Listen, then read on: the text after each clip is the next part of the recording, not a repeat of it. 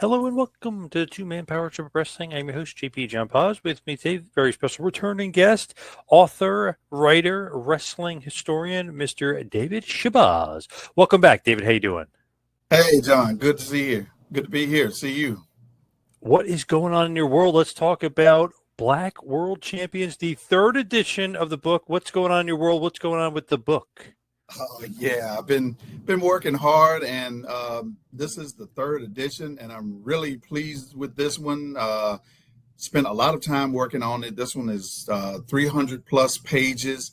It has expanded in many ways. There are a lot more Black professional wrestlers now who have won the championships, and there were a couple who I did not have in the first time when I did that edition. And I also added the tag team champions in this edition of the book as well. Interesting, too. You're going a little old school with some of the old women's wrestlers as well. A little Ethel Johnson in there, right? Yes. I thought it was good to have her. When we were talking about some of the trailblazers, I realized that she was not included in the first one. And the reason for that is because, well, she wasn't included in my brother's original book, first edition, and so I didn't include her in the second edition. And that's because I was really trying to do research and trying to find out what titles she had won. You know, who was the sponsor?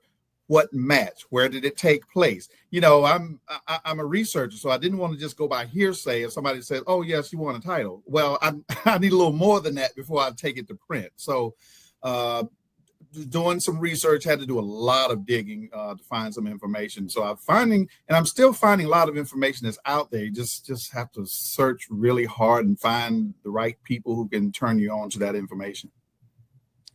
When you're doing that, right? I mean, research is key. I mean, you don't want to just put it out there, right? Research is so important. And also, it's pretty fun to do sometimes.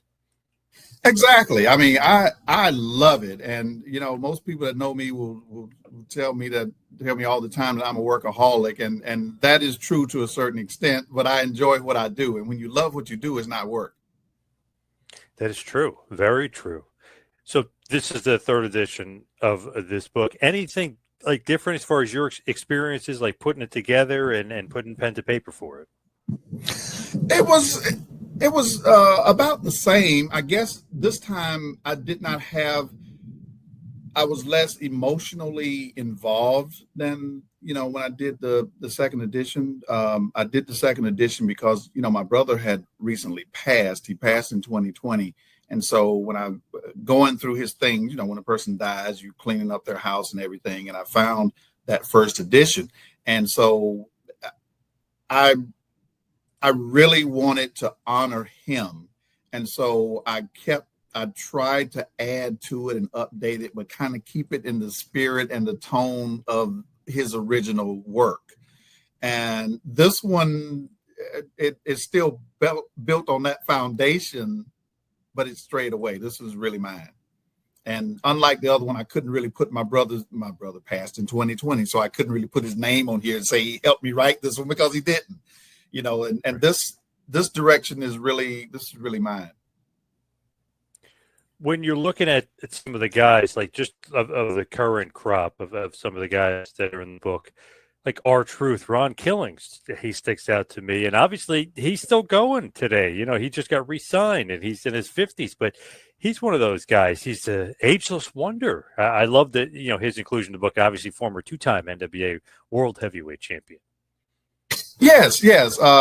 Truth is definitely an interesting character. And I was really kind of shocked when he came out. I didn't know if that was a work or a shoot when he really came out and used his real name and said, you know, I'm Ron Killings. It's time to put some respect on my name. I'm a former champion. And that's true because, you know, the last time we saw him, he was the 24/7 champion, which is a gimmick title and a joke. And I think he sort of felt that people were looking at him as more of a joke instead of, hey, I'm a legitimate champion. You know, I'm a legitimate wrestler and a legitimate performer here. And I think he, you know, wanted to make sure that people understood that. And I'm sorry, it's storming outside, so that's Yeah, kind it of sounds like maybe some thunder and lightning out there. Oh my you God. can Yeah. probably hear it. Yeah. With Truth, though, it's one of those things he could do whatever. You know what I mean? He could be a serious character. He could pull it off. Obviously, he pulled off the comedy stuff because everybody was loving it for forever. But all of a sudden, he cuts his hair and starts, really shooting. So I think, I don't know, work or shoot. Who knows? It seemed like a shoot to me, but one of those things where it's like, wow, this guy, he's multidimensional. I love Truth. Yeah, he's great as a singles competitor and a tag team. I think he's really a throwback to the old school guys, and that's what I like. A person who's really entertaining, and that's what makes a difference to me. The ability to wrestle is certainly, you have to have that as well. But I like that entertainment value of being able to watch a person, just saying, "Hey, I'm going to kick your butt." That's not exciting. That's really, you didn't put any thought into that. I mean, come on. And Truth is one of those guys who, he would create the little Jimmy character and those kinds of things to really get involved and playing off of the fans, because they were talking about how he came out smoking, oh, you shouldn't do this kind of stuff, and kids are watching, so he turned it into a character, a gimmick. Let's use this. Hey. So yeah, I mean, I really like that nature of R-Truth. And the funny thing is with him, when he was doing the John Cena's My Hero stuff, he's 6 or 7 years older than Cena. How could that be his childhood hero? That's just stuff like that. Just, I love funny little, tip of the hats and wink, wink stuff like that. It's just hilarious.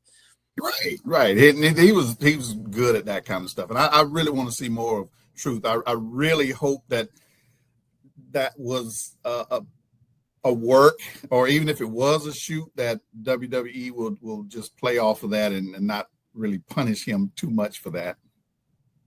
Yeah, I want to see this develop even further because I like this character. I haven't seen Truth maybe like this since 02, 03 TNA, a little bit of 04 when he was Ron the Truth Killings and he was the world champion. He was he was pissed off and mad about it and doing a great gimmick down there. I kind of want to see more of that. Yeah. I'm and they have the opportunity to do it. And I really hope that the company is going to utilize him a little more. And I think that's really what he was trying to say, even if it was a bit of a work. I think it was a shoot involved in there a little bit as well. But yeah, I hope they use him a little more. I could kind of see him turning bad, right, and going heel, and John Cena turning face, and maybe them continuing, because I don't think it's over between those two. I can kind of see them trading places. Yeah, I can see that, and I'm really trying to see where Cena's character is going. Is this just a work for him? Is he really going to retire? I mean, professional wrestlers never retire, but Yes. we know that. But so Yes. I don't know if this is just a work or what. I always think of okay, Cena and Rock once in a lifetime, and then they wrestle the next year. You know what I mean? Like stuff like that. I'm always like, come on, you're not, Foley retires and he comes back for WrestleMania. Funk retires and he comes back to WWE. Just it's crazy, just the way these guys quote unquote retire.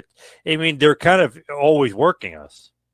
Right. They are. I mean, and that's I think is the beauty of the business. I enjoy that part of how they can just take those real situations. I mean, sometimes it can kind of go a little too far, and that was actually one of the things that I alluded to in the opening